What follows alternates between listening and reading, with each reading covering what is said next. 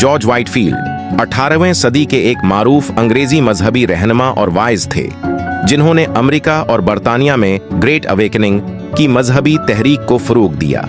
वो 16 दिसंबर 1714 को इंग्लैंड के शहर ग्लॉस्टर में पैदा हुए और 1770 में अपनी मौत तक मजहबी सरगर्मियों में मसरूफ रहे। इब्तिदाई जिंदगी: जॉर्ज व्हाइटफील्ड 16 दिसंबर 1714 को इंग्लैंड के शहर ग्लॉस्टर में पैदा हुए। उनका खानदान एक होटल चलाता था, लेकिन उनके वालिद का इंतकाल उस वक्त हो गया जब जॉर्ज बहुत छोटे थे। उनकी वालदा ने खानदान को संभाला।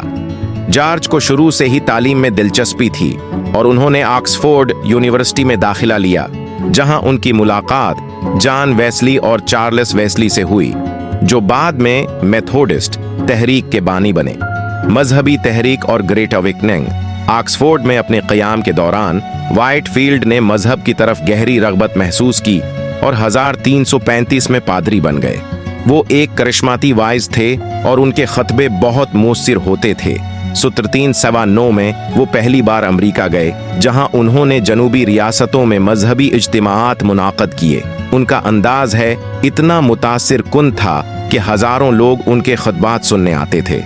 वो मजहबी इज्तिमाआत में ग्रेट अवेकनिंग को फ़रोग़ देने वाले अहम अफराद में से एक थे, जिसका मकसद लोगों को मजहबी बीदारी की तरफ राग़िब करना था। व्हाइटफील्ड का पैगाम तमाम लोगों के लिए था, चाहे वो किसी भी तबके या मजहबी फ़र्क़े से ताल्लुक़ रखते हों।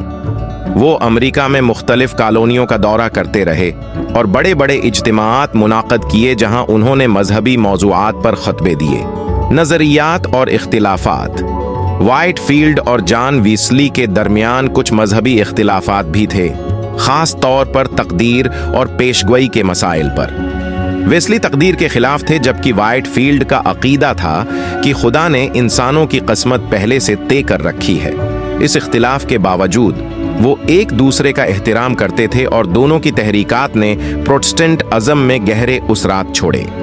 आखिरी साल और वफात: व्हाइटफील्ड ने अपनी जिंदगी का बेशतर हिस्सा सफ़र में गुजारा और इंग्लैंड, वेल्स और अमेरिका में हज़ारों खुतबे दिए। 30 सितंबर 1787 में 35 साल की उम्र में वो अमेरिका के न्यूबरीपोर्ट, मैसाचुसेट्स में वफात पा गए। उन्हें वहां के एक चर्च में दफन किया गया। जॉर्ज व्हाइटफील्ड की जिंदगी और काम ने इंग्लैंड और अमेरिका में मजहबी शऊर को गहरे तौर पर मुतासिर किया और उन्हें आज भी मजहबी इस्लाहात के एक अहम रहनुमा के तौर पर याद किया जाता है।